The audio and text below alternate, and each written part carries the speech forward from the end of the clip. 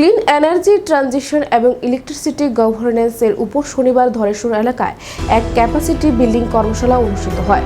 উদ্যোক্তা ছিলেন citizen consumer এবং সিভিক অ্যাকশন গ্রুপ চেন্নাই দ্বারা সংগঠিত গ্রাহকদের সাথে অংশীদারিত্বে প্রোটেকশন অ্যাসোসিয়েশন আগরতলা। শনিবারে এই কর্মশালা সম্পর্কে সিপি এর সভাপতি অমৃত লাল শাহ জানান, বিদ্যুৎ গ্রাহকদের স্বার্থ রক্ষায় জনগণকে সঙ্গে নিয়ে আইনি অধিকার রক্ষা করা নিয়ে আজকের এই কর্মশালায় আলোচনা হয়।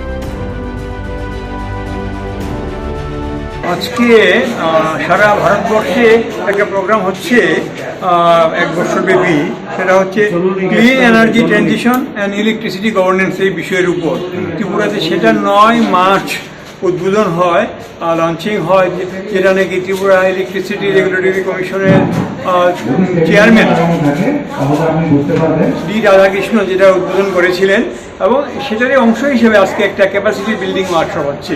এখানে আমাদের মাদ্রাস থেকে কনজিউমার অ্যাকশন গ্রুপের একজন রিসার্চ অফিসার এসছেন বিষ্ণু রাও, এবং আমাদের এখানে রেগুলেটরি কমিশনের একজন ইঞ্জিনিয়ার এসছেন। আমাদের এখানে ত্রিপুরা স্টেট ইলেকট্রিসিটি কর্পোরেশন লিমিটেডের 3 জন অফিসার এসছেন। তাদের সঙ্গে মত বিনিময় হয়েছে। সাধারণ গ্রাহকরা, শিক্ষকবৃন্দ, আইন কলেজের ছাত্রছাত্রীরা এসছেন, এবং যারা নাকি অ্যাডভোকেট কয়েকজন এসছেন। সেই হিসেবে একটা অরাজনৈতিক উদ্যোগ ত্রিপুরার কনজিউমার্স প্রোটেকশন অ্যাসোসিয়েশন আর চেন্নাইয়ের যে সিএজির উদ্যোগে এই আলোচনা হচ্ছে, এই ওয়ার্কশপ হচ্ছে।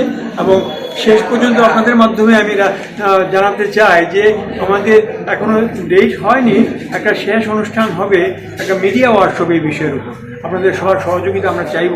জনগণ যাতে নাকি রাজনীতির বাইরে থেকে অরাজনৈতিকভাবে আইনের সুযোগ সুবিধা নেওয়ার জন্যে দপ্তরের সহযোগিতায়, এবং যারা কনজিউমার কোর্টের একজন মাননীয় সদস্য আজকে ডালিয়া সাহেব আসছেন। আজকে আমাদের এখানে যে আপনাকে বললাম যে বিভিন্ন সম্প্রদায়ের বিভিন্ন অংশ থেকে শিক্ষক শিক্ষিকা, ছাত্রছাত্রী, অ্যাডভোকেট, রিটায়ার্ড অধ্যাপক, আমাদের বিভিন্ন কোম্পানির লোকজন এসছেন, এবং এদের সহযোগিতায় আমরা যদি কাজ করতে পারি, আমরা মনে করি বিদ্যুৎ গ্রাহকদের স্বার্থ রক্ষায় জনগণকে সঙ্গে নিয়ে আইনি অধিকার বলবৎ করবার জন্য আমরা কাজ করতে পারবো। এই বিষয়ে আমরা ত্রিপুরার সমস্ত মিডিয়াকেও ধন্যবাদ জানাই যে আমরা আগের অনুষ্ঠানের প্রচার পেয়েছি। এই অনুষ্ঠানটাও মানুষকে জানানো দিতে পারলে আমরা আশা করি জনগণের সঙ্গে আরও মিলেমিশে কাজ করতে পারবো। আপনাদের ধন্যবাদ, আন্তরিকভাবে ধন্যবাদ। আপনারা